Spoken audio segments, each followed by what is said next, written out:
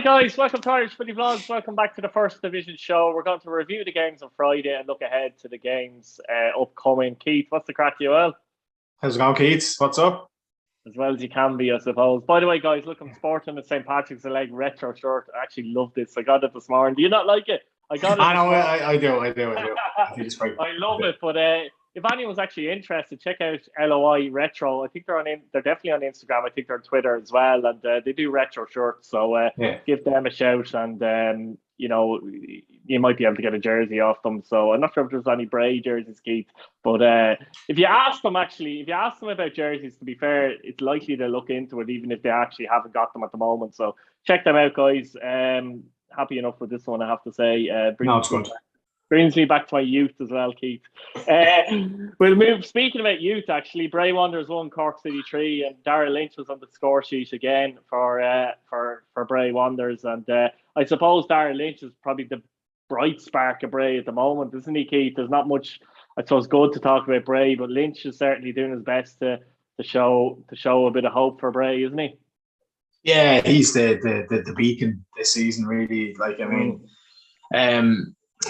It's a strange one. He hasn't played as many games as the supporters would have liked, and he's been carrying injury. I know he looked like he was carrying injury the other night. His leg was heavily strapped, but it was a fantastic header to get Bray back into the game on the hour mark. After first half, Keith, Bray pressed Cork a little bit. He had 6 or 7 corners in the first half, so without kind of giving Harrington anything of note to work on in the goal, but look, Cork were in second gear all night, and they were missing a few players, and Keane Murphy got a good goal from a tight angle. Probably the goalkeeper would be disappointed he didn't save it, but what a ball with Bargary to put him in, and then Hackenden just before half time made it 2. And you thought from then it was game over. Bray, obviously, Darragh Lynch got back into the game, and unfortunately another mistake cost Bray their third goal, and then Clifford was sent off, and he'll get a couple of game ban, so which isn't good, because Connor's probably one of our better players in the team, Absolutely. I mean, from Cork's point of view now, they're 4 points clear of Galway. We'll get on to them in a minute, but just flying. They're unbeaten, I believe, in 18 or 19 matches. Yeah. I can't remember which one actually. It's one of them, isn't it? I think it might be 19, but it's a long unbeaten run anyway. And look, they're flying at this minute in time, aren't they? To be fair, you can see the 10 goals all season. Yeah. And we've said it a few times. Ali Gilchrist wasn't playing the other night, so whether that's because I think they're idle next week, so I don't know if he was carrying injury or not. But the back line for Cork were pretty solid the other night, like Hackenden, Kevin O'Connor, and Honohan as well. So, and then they obviously have Bulger sitting in front of the back four, just dictating things. And he's developed. I said to my mate of mine, "This Jesus, Bulger's after packing on a bit of weight in terms of muscle, whereas he was a bit lightweight. He's just built up the muscle, and he's a different player than he was before. And if Cork are going to win the league, definitely Bulger's going to be one of the main players involved in winning that title. And the news gets better for them as well. Obviously, Louis Britton signed from Waterford. To take a player off Waterford and get him in, for Cork, is huge. And obviously, Barry Coffey only this morning has signed on till the end of the season as well. So, everything is gone right for Cork at this minute in time, literally. Absolutely, and players are coming back just at the time that they'd be hoping. McGlade come off the bench the other night as well. I thought James Duna played relatively well. It was a weird setup for Cork because Bargary and Duna were the wing backs, and I'm presuming Duna was left side because to kind of put out the threat that Callum Thompson may have made that night. But for them to be wing backs, it was like Cork were quite defensive in a sense. But they got 3 goals, and Healy be delighted. Early on, Healy was at a couple of players. Harrington was kicking the ball out of play, and his distribution is normally very good. And there was a few times that Healy was getting on their backs, but solid win, 4 points clear, and they play Galway in a couple of weeks, which is a massive game. As for Bray, 9 points behind playoff. Is it looking dodgy at this stage, do you think? I think it was a terrible night for Bray. Obviously, Wexford got the win, which we'll talk about. Treaty got the win as well. So 9 points behind two teams. If it was behind one team, with 11 games to go, you'd be thinking, but you're looking to catch two teams. It's not going to happen. And the season might fizzle out from here. I mean, there's still only 3 wins all season. So it's tough, and they did, as I said, put it up to Cork in the first half, but it was really men against boys. Cork knew what they had to do, and they did it. So. Yeah, finished Cobh Ramblers 0, Treaty United 2, O'Riordan OG 17, Armshaw on 66, and as we kind of touched on there, it's a good win for Treaty. Cobh, Shane Keegan obviously in the dugout for this one. He was actually happy enough with the display. As he said, a lot of injuries at Cobh at the moment, and the young lad playing right back as well. The likes of Pierce Phillips out. She's been out for actually a lot this season, unfortunately. But a lot of injuries at Cobh, and it's difficult for Cobh when they have that many injuries as well, isn't it? But Shane was happy enough with the performance overall. I think he actually, fairness, he held his hand up and said he got it wrong, which is nice for a manager to say sometimes as well in the first half. But that's going to happen because he's trying to test out what he can do with Cobh. And let's be honest, he's looking at next season, so he can afford to test out and try out different systems, different formations. He felt the second half system worked better for Cobh, but ultimately they did lose the game. I think they got a goal disallowed as well, if I'm right. And he seemed to be unhappy with that as well, that he felt it should have been given. But overall, good win for Treaty, and obviously they're pressing the playoff place, aren't they? Yeah, absolutely. Just touching on Cobh, and you mentioned it, the focus will be on 2023 for sure. And he can bed in players maybe from the academy. Maybe he'll be backed as well, bringing a few local guys from the Munster Senior League maybe.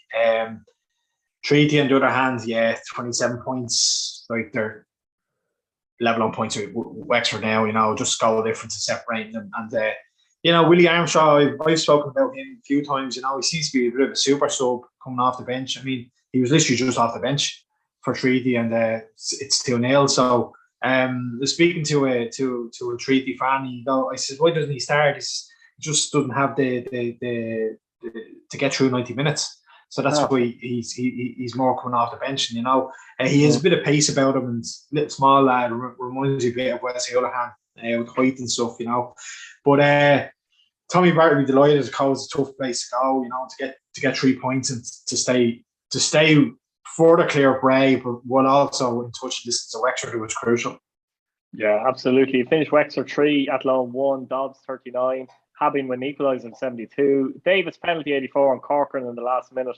It looks like a comfortable win on paper 3-1, but not as comfortable as the scoreline suggests. Obviously, with the late goals, Wexford needed to get the win, but at the same time, it's a vital win and just keeps them, when I say ahead of Treaty, goal difference only separates them. And from Athlone's point of view, still one win this season, still no news about a manager either, which is getting a bit, I don't know, is it laughable, the word at this stage, or unprofessional, or what would you like to call it? I don't know, but I don't know, it's not good from their point of view. But again, Wexford did manage to get the goals, and we've said it before, but they do have goals in that team, don't they? Yeah, and the 3 lads that scored, the 3 discussed for several weeks now, Dobbs, Davis and Corcoran. Obviously, Dobbs started this game. He didn't against Bray, and he came off the bench and scored. So that helped him, obviously, to get a start. Yeah, as I said, the scoreline would suggest it was a comfortable win, but for Davis, only scored 84 and then Corcoran 92. It was a bit of a late show from Wexford. Yeah. But crucial. And what'll be interesting is I think Jack Doherty went off early in the first half. I'm not sure if it was an injury or not, but if he's injured for a couple of weeks, and he does get an injury from time to time for Wexford, so he kind of pulls the strings for them in the midfield and up top. So it's crucial to get him back as soon as possible, because with 11 games to go, you're in the playoffs, you want to be staying there, obviously, so and Treaty obviously on the coattails as well. So, but yeah, on that loan, Keith, I don't know what I've written down. Not much to say. That's what I've written down. What can you say about them? The 5 points. It's just the same thing every week, Keith, because you can talk about a defeat nearly every week. You're speaking about there's still no new manager every week, so you're kind of saying the same thing. As you say, the 5 points, 1 win. They've conceded 51 goals this season, which is just 15 goals, madness. 20 games, like it's crazy. But I say it every week, but if someone from Athlone, if there's a fan from Athlone who watches, can explain what they think is going on there. Is it right that maybe they don't have a manager now, possibly? That they're, you know what I mean, they're looking at next season and they're kind of being very careful in what they're at. I don't know. Or are they frustrated with that? I don't know. It's just very quiet, isn't it? Everything is quiet, and I say it every week. Well, Athlone, like maybe they need to bite the bullet and do what Cobh has done, bring in someone to prepare for next season, that the new manager can get a look at the players that are already there and say, pick and choose, he'll be here next season, and bring in your own men as well. Doesn't seem to be happening. I don't know what's going to happen next season. You know, they've thrown money at Martin Russell, they've thrown money at Paul Doolan, you know, some big names in Irish football, and it hasn't worked out. And now Carberry as well. Like to be fair, Aidan Carberry, yeah. No, but you're right. I thought Carberry was doing a half decent job. But I don't know. You know, if you look at last season, they had a great start, and then everything just fell apart really for them. You know, I think they won their first 4 or 5 games last season, which was fantastic. Carberry was rocking the show, and you know, I don't know what to say. I really don't. It's like Athlone, they've always been, you know, one of those clubs that you always hear about, you know, for the wrong reasons, you know. And I mean, they've had some big names up there managing that team. Roddy Collins was there at one stage, you know. I don't know. I really don't. Such a nice setup up there as well, Keith, you know, and it doesn't look like the public are behind them either. So no, it's just not good at the moment there. Obviously, the big game of the weekend, finished Galway United 1, Waterford 0. Browder's goal after 57 minutes was enough to give Galway a narrow win. And like Waterford, 8 wins in a row, and they've been stopped in their tracks. And that was the problem. They were so far behind that they almost needed to keep winning. Yeah. And this defeat, I know they have a game in hand with Galway, but they're 11 behind a very good Cork side, 7 points behind a very good Galway side. I can't see Waterford really entering this race now, can you? No, I wrote down my notes that this probably ends Waterford's title chances.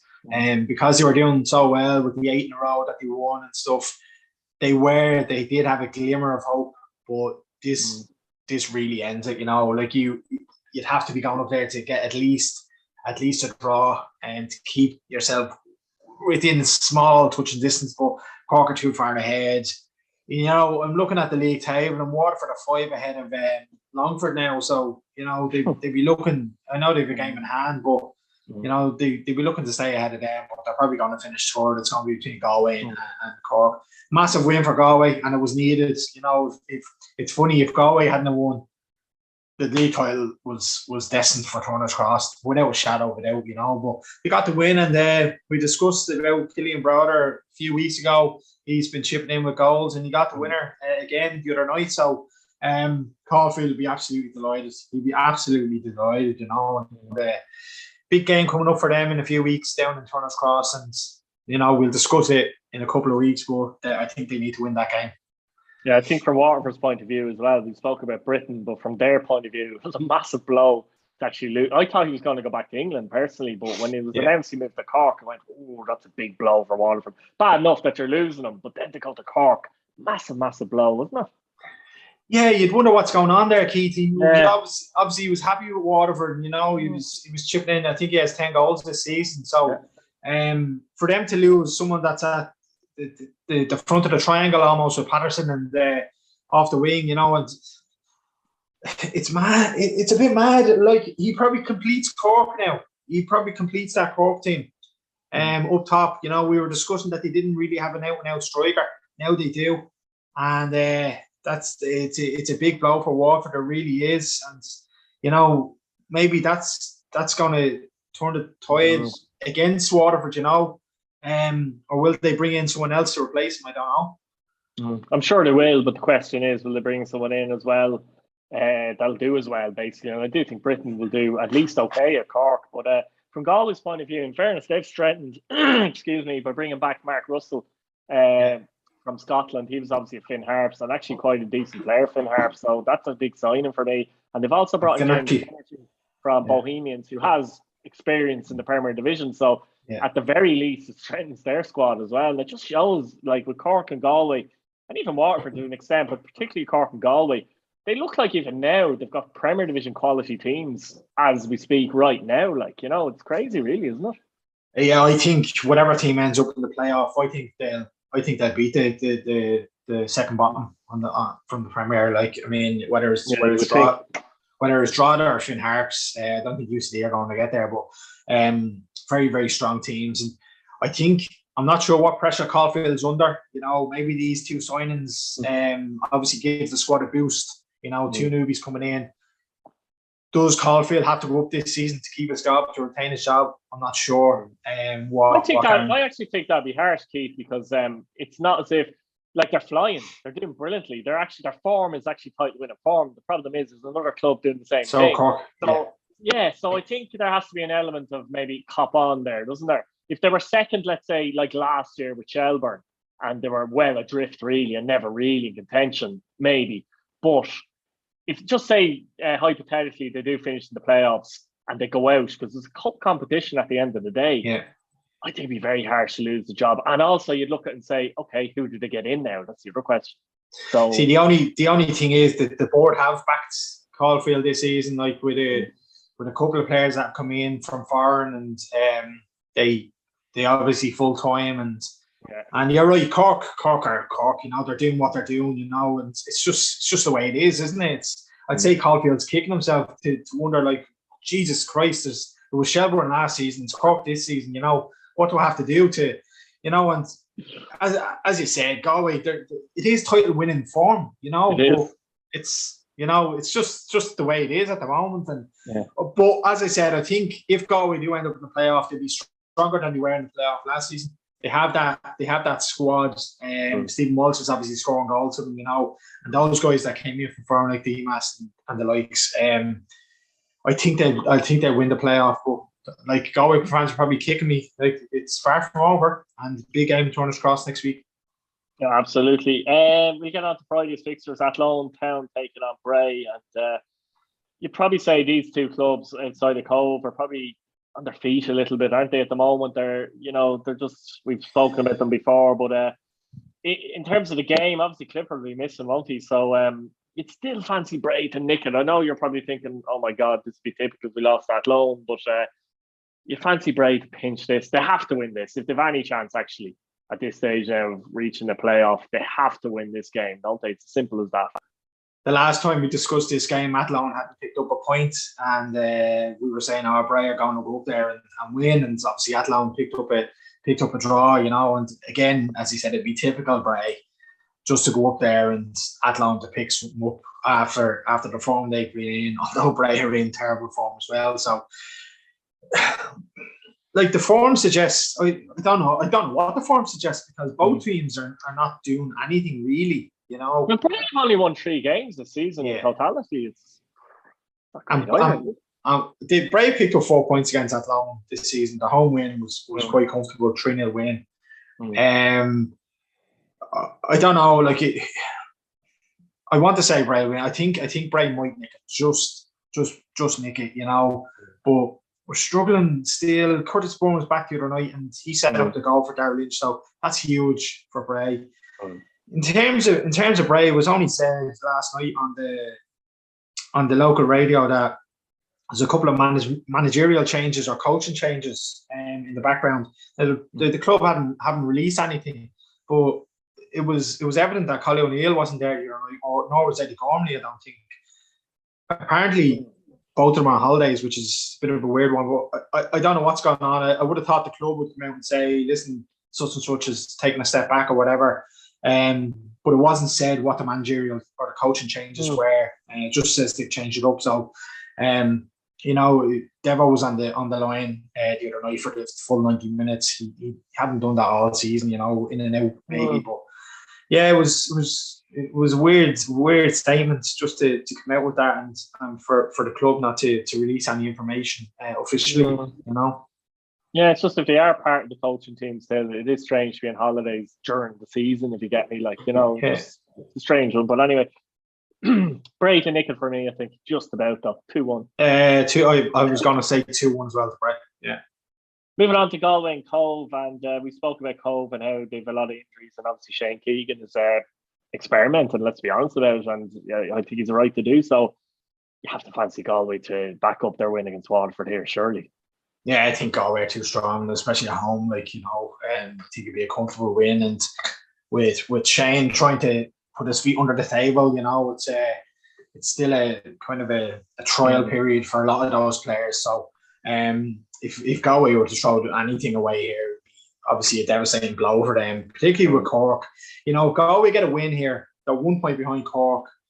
Obviously, with the game played more, but it puts extra pressure then on the following week when Galway go to Turner's Cross, you know. And if Galway got the win this week and then go to Cork next week and get another win, they're ahead of Cork, which it's crazy. Like, it could easily happen. It could easily happen. Like, it's been like that. It's been like a stairs. You kind of go up one, you go down one, you go up one. I just think Galway, their squad is just too strong with the 2 new signings as well. They'll give the current squad a bit of a boost as well. I think I'm going to go 4-0 Galway here. I just think they're way too strong. They're a big size. They're, you know, Cobh, a lot of kids involved. So yeah, 4-0 Galway for me. I'm not far off. Yeah, you had 3-0 in my head, so I'll go with 3-0. Treaty United take on Longford, and of course, Longford are comfortable enough in the playoffs at the moment. However, a Treaty win could make things interesting here, and interesting that Ryan Graydon moved to Derry City, 2.5-year contract. It's obviously a cracking deal for him. A little bit of a surprise, though, Keith, do you think? Yeah, I like Ryan. I really do. And on his day, he's a fine player. You know, when he came to Bray, he done some fantastic stuff for us. He just needs to keep his head. I mean, a couple of times he was sent off for stupid stuff for Bray, you know, and you know, his temperament can get the better of him sometimes. But it's a big move. Obviously, Rory Higgins sees something in Ryan. Yeah. I'm not sure, was there a transfer fee involved, or, you know, that's no, I don't think so. Like, it's a weird one to leave a team mid-season almost, you know, like. But obviously Longford gave the blessing to the move, and obviously Ryan goes up there with full confidence. Like, you know, he was doing all right for Longford this season. Got an injury during the last few weeks and came back. But, you know, Ryan Graydon on his day, if he can get the ball down, he goes to the touchline, puts the ball in the box, and sometimes he plays off the striker as well. So the only thing with Derry, I know we're going off topic here, but Derry have Kavanagh and they've Duffy and they've McElhenney, and, you know, so Ryan will have to be a little bit patient there. Matty Smith. Smith, yeah, it's mad. They've loads of players up there. So Ryan will just have to be a little bit patient, train well, and if that's the case and he does well off the bench or whatever he does, he'll certainly be in the starting lineup more so than not. I think from his point of view, it's no risk. I mean, he gets a 2.5-year. I don't think Longford fans can be upset about this, to be honest. I'm not saying they are, but they can't be. You know, he's offered a 2.5-year contract to go up and play for Derry. I mean, you know what I mean? He's playing first division football. He's not going to get contracts like that in the first division. So look, it's, you know what I mean? It's natural, really, isn't it? And he's only young as well. So I mean, like, he still has a lot of his career ahead of him. And if it doesn't work out with Derry, it doesn't work out with Derry. You know, he's going up there with confidence that he can actually perform in the Premier Division. Thing is, it's going to be very different than the first division. You know, obviously better players. You know, so he might have to change his game up a little bit, use his head a little bit more. But like, it was a no-brainer for Ryan, and I wish him all the best. He was fantastic for Bray when he was there. So. Absolutely, but as we were talking about Longford before, that they need to strengthen from their point of view, they are after losing one of their better players, so it's a difficult one for them. Treaty, on the other hand, a couple of good results recently for Treaty's boosted them, and as I said, a win for them would make this interesting. I'm sitting on the fence on this one. I think I'm going to go for a 1-1 draw. Yeah, I'd probably go for a draw as well. You know, it's one of those games, you know, but I'm hoping obviously a Longford win, because a Longford win would give Bray a little bit of a boost, providing they pick up the 3 points in Athlone. But yeah, I think it'll be a 1-1 draw. I think, as we say, Graydon's going to be a big loss for Longford. You know, so I've seen some fans saying, "Oh, why didn't we let Verdon go?" But you know, we've just told them why. yeah. So it's 1-1 draw for me, I think. Yeah, and finally Waterford take on Wexford, and I'm going to say this, but I think there'll be a lot of goals in this game as it probably finishes 0-0. But no, honestly, you'd be surprised if there aren't goals in this game. Obviously, Waterford generally score a lot of goals, except when they play Cork and Galway. To be fair, their record against Cork and Galway actually has been poor this season. They haven't won a game; they've lost a couple of games, so that's where they're missing out. But you can see them scoring 3, 4, even 5 in these kind of games easily, can't you?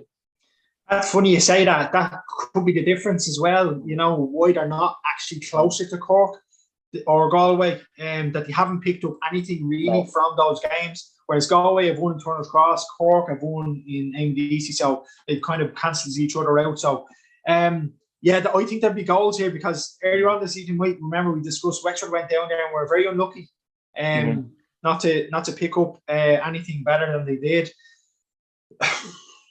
I don't know. Like Jack Doherty, we've already mentioned it. He's going to be a blow. If he's out, he's a bit of a blow for, but they seem to be scoring goals. They got 2 against Bray last Monday, 3 last weekend. That's 5 in 2 games. Ian Ryan hasn't playing well, and I know Lachlan Fitzgerald has been on the bench a couple of times. I'm not sure if he's injured or not, or whether he's just the coaching is taking over his playing days. But from listening to him from behind the bench, he has a bit of knowledge there, and he guides the team quite well, whether it be from on the park or off the park. So I think Waterford has the steam come out of their run after the Galway defeat. I think this could be a draw as well, Keith. Interesting. I'm going to go for 3-2 Waterford and Gonford. So I think there'll be goals for sure. But 2-2 for me. 2-2 for you. Interesting stuff. This finishes 0-0. Look, guys, we'll leave it there. Thanks for watching. Let us know what you think in the comments on the results last weekend. Predictions this Friday. Subscribe to the channel. Hit your bell notification button. Thanks again. Cheers, Keith. Take care.